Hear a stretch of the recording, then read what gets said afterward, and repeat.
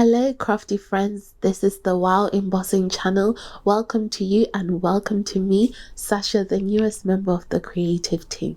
So today I've got a lovely cheesy treat for you and I really can't wait to show you this. So let's get crafty. You're going to need a piece of cardstock that is 5 by 5.5 inches, and I'm using my Wow cardstock because it's super smooth and I just love it.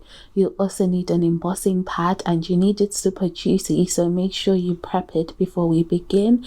And today's embossing powders are picnic basket and a touch of lemon. Start by inking up your panel with some embossing ink, and this is so therapeutic, so make sure you really get into it, okay? And then you're going to add your picnic basket. I'm going fast through this because I'm pretty sure everyone knows how to do this. If you don't know how to do this, then let me know in the comments and I will slow down next time. So once you've covered that, you're going to, like, seriously, every time I heat emboss that effect, I go wow. I guess that's why they're called Wow embossing powders, because that is so stunning. Just look at that glow.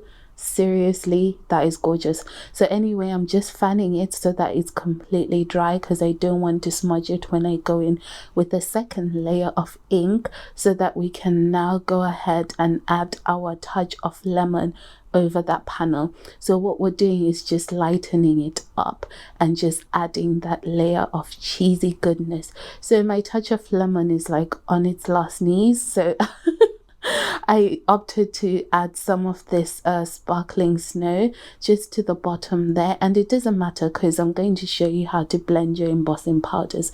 It's such a super simple and super easy way. So you go ahead and just emboss with your heat gun as you'd normally do it, and then you're going to spend a little bit more time on an area just with your heat gun. Make sure you don't burn your paper, but you start to see the embossing powders like merging because you've got that bottom layer and then the top layer, and they're just merging beautifully. So I just burnt mine there by the corner, but that's all right since we're making moldy cheese. I think it just adds to the realism, but normally try not to burn your paper, okay? So anyway, once your panel is nicely blended there, we're going to look at that gloss. Look at the gloss and the texture, and you can still see some of the glitter through. I'm just zooming in to show you because the camera is not picking it up too well, but this is really nice and textured in real life. So I'm just adding another layer of a touch of lemon there. And before we heat emboss this, you're going to need a few things. I grabbed pen lids and an ink dauber, but you can use whatever you have. These things are all readily available in the craft room, so that's why I chose this. So what you're going to do is go ahead and emboss like you'd normally do with your heat gun, and then once you've done that layer of embossing, you're going to go ahead and use some masking tape to just stick your panel down. You can use your magnetic platform if you've got one of those, but this is cheap and easy. So anyway, you're going to heat the area, right, and then make an impression with your shape, whatever shape you have. So because it's cheese, I've got this rounded shapes, so you can see there that that area wasn't heated enough, so it didn't make an impression. So I'm just going back and heating it again and then making an impression. So this is in real time so that you can see how long it takes to heat up the area and then make the impression, guys. So I know this is like really wacky, and if you're thinking like, what is this, just wait till like it's all done. I'm going to fast forward the rest of it, but just wait till it's like all done. Please be super careful. As you can see, every time I'm going to make an impression, I move my heat gun out of the way. Do not burn yourself, please. I guess you could use a cover die, but this is so much better. You've got texture, you've got embossing, you've got glow, you've got glitter, you've got gloss, and I just love this, guys. I can't wait to try it with other shapes. So this next part is really, it's a bit wacky. I mean, it's either you love it or you're going to be like, okay, this is weird. But you could just leave your panel like this. But what I'm going to do is I'm going to grab a pencil or a coloring pencil. You just need something with like a edge that you can use to scrape off. So I've got a lollipop stick there, and I'm just going to use that today. So you're going to heat up an area of your panel, and then whilst that embossing powder is malleable, you're just going to scrape off the bit that is in your impression hole, and that reveals like the darker part of your embossed panel, because remember we had a bottom layer of picnic basket which is much darker, to the touch of lemon which is the top layer, and I think this like takes our cheese up a notch. So I'm doing this in real life so that you can see what it looks like. And don't just think cheese, right? Think of the many other things that you can do with this. You can try a moon.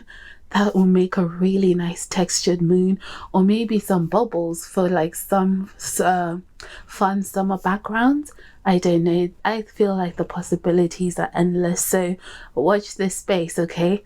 So anyway, I'm going to go ahead and do the rest on fast forward. If you haven't already subscribed to the WOW channel, please make sure that you do subscribe and keep coming back for videos, because the creative team is so super talented. I am a big fan of everybody on that creative team. Also, let us know in the comments below what you think of this technique, and if you do try it out, make sure that you tag us on all the socials.